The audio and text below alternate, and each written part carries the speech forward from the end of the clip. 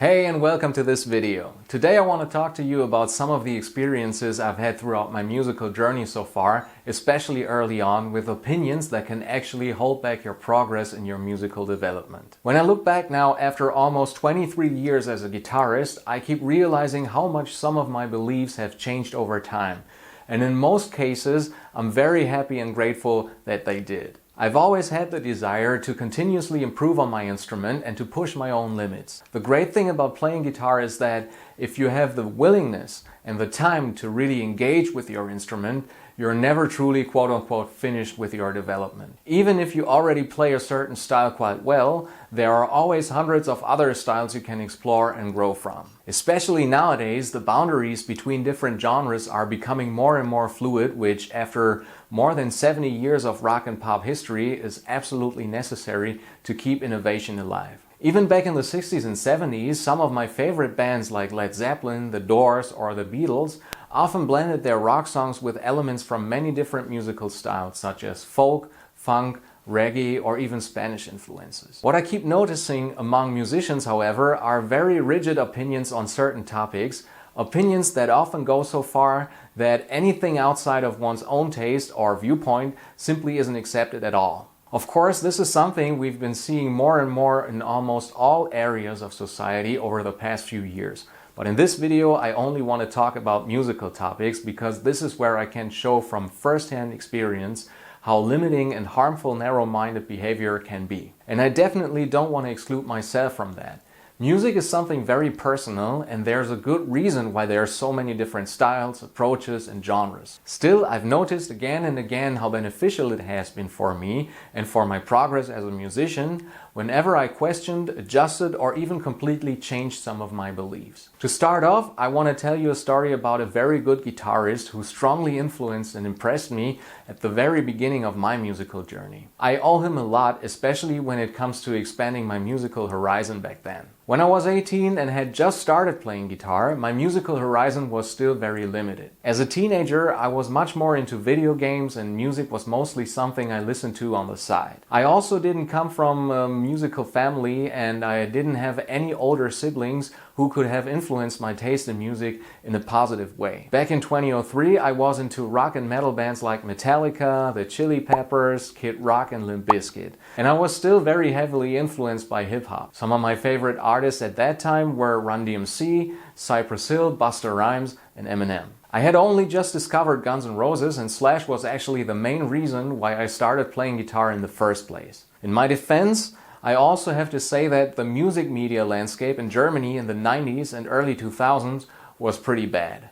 While in the US, thanks to a much broader media landscape, there was still a lot of grunge and alternative rock to hear and see, our radio stations and music TV channels were mainly dominated by Eurodance, boy bands and top 40 music. That wasn't exactly helpful for kids and teenagers when it came to igniting a real passion for inspiring guitar music. But back to my acquaintance. He introduced me to bands like Led Zeppelin, Pink Floyd, Extreme, the Jimi Hendrix Experience and Lynyrd Skynyrd, as well as to fantastic guitarists and artists like Jeff Beck, Steve Vai, Prince and Scott Henderson. And I'll always be grateful to him for that. My guitar playing was influenced in a very positive and lasting way because of this. Jimmy Page, Joe Satriani, Scott Henderson, Nuno Bettencourt and David Gilmour alongside Slash had an enormous impact on me. Unfortunately, I also have to say that some of my acquaintances' opinions back then caused me to discover many playing techniques, styles and musical genres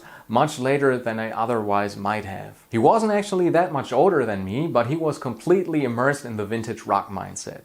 Beliefs like there are only 4 guitars that really work for rock, the Strat, the Les Paul, the Tele and the SG, or metal guitarists almost never have good tone or tone control, were things I simply accepted at the time. As I said, I was still at the very beginning of my musical journey and I was very easy to influence. Ironically, my acquaintance was also a huge fan of Jeff Beck, someone I would consider a perfect example of a musician who continued to evolve throughout his entire life and never closed himself off to new musical styles.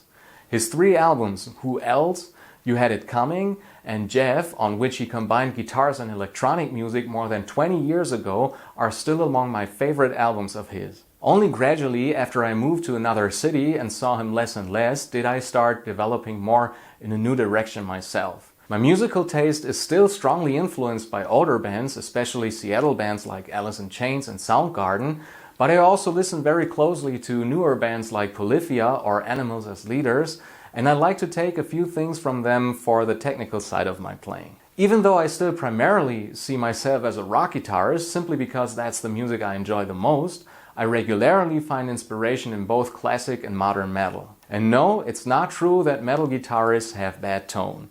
Marty Friedman, for example, has fantastic tone control, especially when it comes to bends. Or James Hetfield, whose slower solos like the ones in Whiskey in the Jar or Turn the Page I really enjoy. And of course we can't forget Buckethead. Especially his slower solos are prime examples of great tone. I'm very grateful that after letting go of my prejudices against metal music and metal guitar, I was also able to adopt many techniques from the shred world.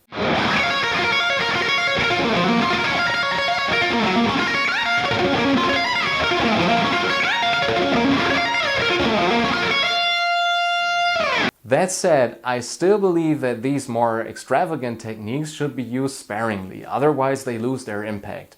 And I think that's also the reason why many people still reject them. Musicality and serving the song should always come first, so that even non-guitarists can enjoy the music. But once again, that's just my opinion based on the experience that when listening to music, I always tend to come back to music that appeals to me on many different levels and not just as a guitarist. You can see from this example that you don't have to constantly put all of your opinions to the test. The real problem isn't personal taste. There is still music that I find absolutely horrible, and that will probably always be the case.